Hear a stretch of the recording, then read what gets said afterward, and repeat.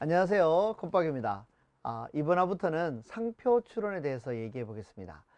오늘은 특별한 게스트를 모셨는데요. 상표를 출원해 보고자 하는 란윤이라는 모델님을 초청했습니다. 란윤 씨는 제품 촬영, 기업 이미지 등의 모델로 활동하고 계시고 인스타나 또는 유튜브에서 인플루언서로 활동하고 계십니다. 란윤 씨를 한번 초대해 보도록 하겠습니다.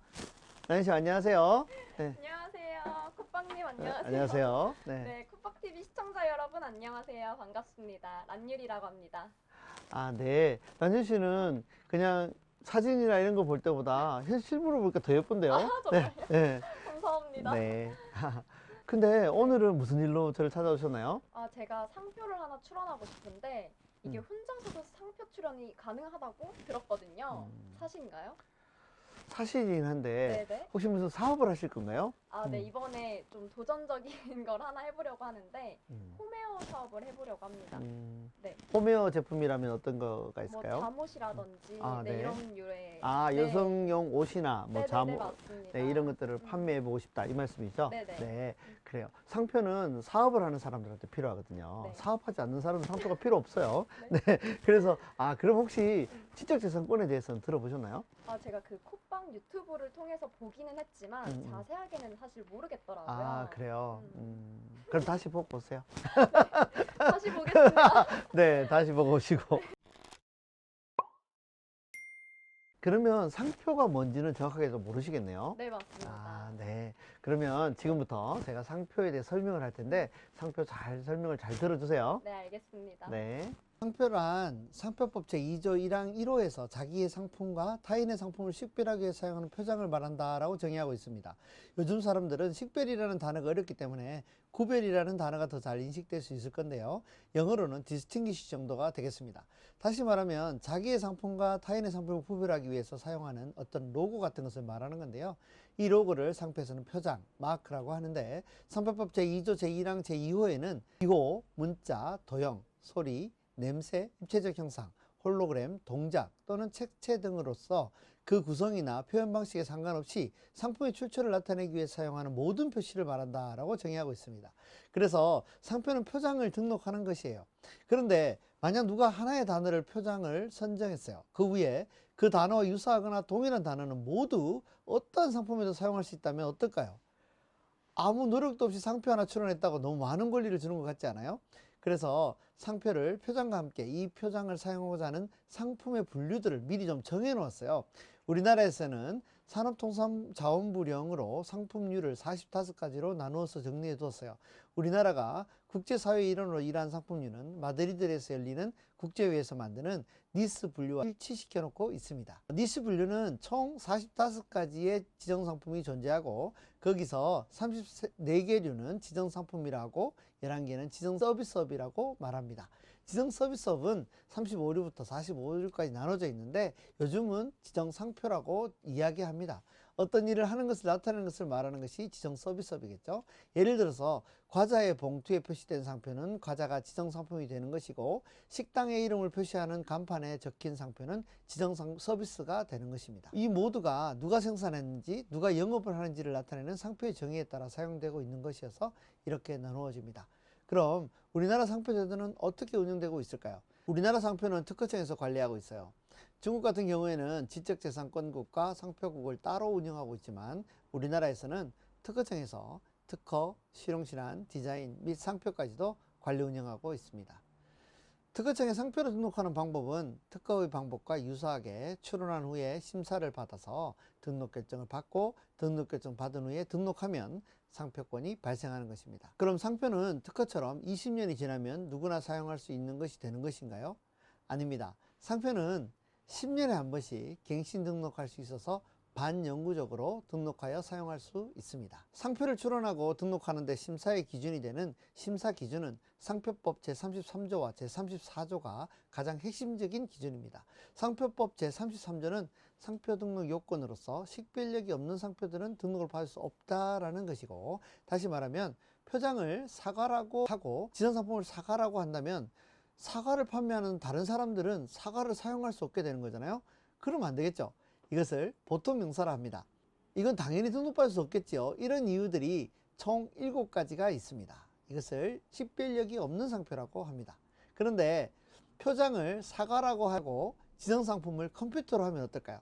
사과랑 컴퓨터랑은 관계가 없으니까 사과가 컴퓨터의 보통 명사는 아니죠. 그래서 애플이 상표 등록이 되는 겁니다. 애플을 컴퓨터에 사용하면 안 되겠죠. 왜냐하면 상표권 침해가 되니까요. 상표법 제34조는 상표 등록을 받을 수 없는 상표로서 부등록 사유라고 합니다. 간단히 말해보면 누가 하루라도 먼저 동일한 표장을 동일한 지정상품에 출원했거나 등록하였다면 그 후에 출원한 사람은 당연히 등록이 되지 않아야겠죠. 이러한 규정들이 여러 가지가 되어 있습니다. 이런 이유들이 총 21가지가 있습니다. 자, 그럼 상표를 등록받기 위해서는 표장이 해당 지정상품에 대해서 총 26가지 이유가 모두 극복되어야만 등록된다는 것을 알 수 있죠. 이거 말고도 몇 가지 제약사항이 있지만 더 복잡해질 테니까 여기까지만 설명하겠습니다. 질문 있으시면 언제라도 아래 이메일로 물어주시기 바랍니다. 네, 잘 들으셨나요? 네, 잘 들었습니다. 그러면 란율 씨가 하는 사업에 네. 표장을 하나 준비하셨나요? 네, 제가 생각해본 표장이 있긴 한데요. 바로 율퍼센트라고 제가 정해봤습니다. 율 퍼센트. 네네. 무슨 뜻이 있나요? 제가 제 입으로 말하기 조금 부끄럽긴 한데 이게 율퍼센트라는 뜻이 저의 이름 란율 플러스 이제 퍼센테이지를 말씀드리고 싶거든요. 이제 고객님들의 만족도를 율퍼센트에서 높여라. 좀 이런 느낌이에요. 네. 의미가 좋네요. 네. 네. 그러면 네. 율 퍼센트를 한글로 출원할 거예요? 영어로 출원할 거예요? 제가 그 부분도 조금 고민을 해보긴 했지만 이제 율퍼센트가 조금 더 글로벌하게 네. 가려면은 네네. 해외 출원까지 노려도 되지 않을까. 네네네. 그렇다면 네. 우리가 이제 뭐 주머니 사용도 있고 하니까 네. 여러 개를 막 출원하기 좀 그렇잖아요. 네, 그러니까 일단 한글하고 한글 율 퍼센트 밑에다가 영어로 율 퍼센트를 달아서 네. 한 표장으로 출원해 보도록 하죠. 네, 좋네요. 네, 그렇게도 가능합니다. 그러면 따로따로 사용하는 것도 침해로 되니까 오. 같이 묶어서 하나로 출원하도록 한번 해볼게요. 네. 그럼 우선 표장을 먼저 만들어 보도록 하죠. 좋습니다. 네. 만들어 봅시다. 네. 네. 만들어 제가 주시죠. 한번 네. 적어볼게요. 네. 1%.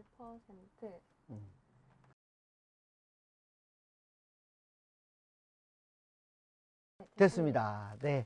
너무 잘 만드시네요. 네. 자, 이제 네. 좀 전에 설명한 것 같이 지정상품을 선정해 봐야 돼요. 네. 지정상품이 뭘까요? 잠옷?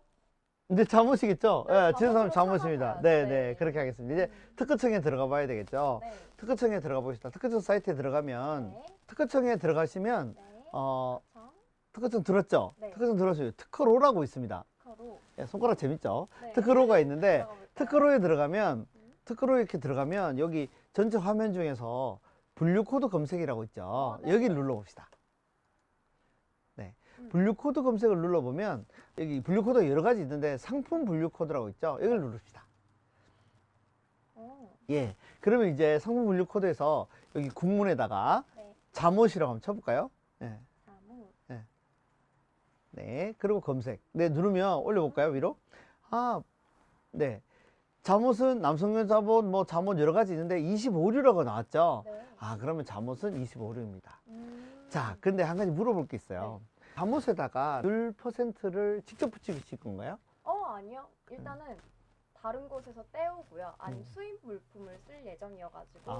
네. 수입해서 물건을 네네네. 하겠다. 맞습니다. 그러면 율 퍼센트를 직접 잠옷에 붙이진 않는다는 거죠? 네, 맞습니다. 그러면 상표라는 건 원래 사용하는 데다가 하는 거거든요. 음. 그러니까 누가 사용하는 걸 따라하지 못하게 하는 거니까 잠옷에는 달 일이 없으니까 네, 맞습니다. 잠옷을 등록해 놔봐야 소용이 없겠죠. 네네네. 그러니까 내가 잠옷을 직접 생산하지 않는 한은 이게 필요가 없어요. 자, 그렇다면 혹시 어디다가 파실 건가요? 이제 인터넷 온라인으로 팔 예정이죠. 네, 온라인 종합 쇼핑몰 뭐 이런 데다 파실 네네, 거죠. 맞아요. 네, 그러면 여기다 다시 국문에다가 네. 종합 쇼핑몰 업이라고 쳐볼까요? 종합 쇼핑몰 업. 쇼핑몰 네, 쳐보시면 메뉴가 나왔어요? 35류. 네, 35류가 나왔죠. 네. 이제 35류가 인터넷 종합 쇼핑몰 업이라는 것이 있습니다. 이것은 뭐냐면 내가 인터넷 사이트에다가 율 퍼센트라는 이름으로 활동하겠다 또는 그걸로 판매하겠다는 뜻이에요. 네. 그러면 누가 다른 사이트에서 6%를 쓰면 어떻게 될까요?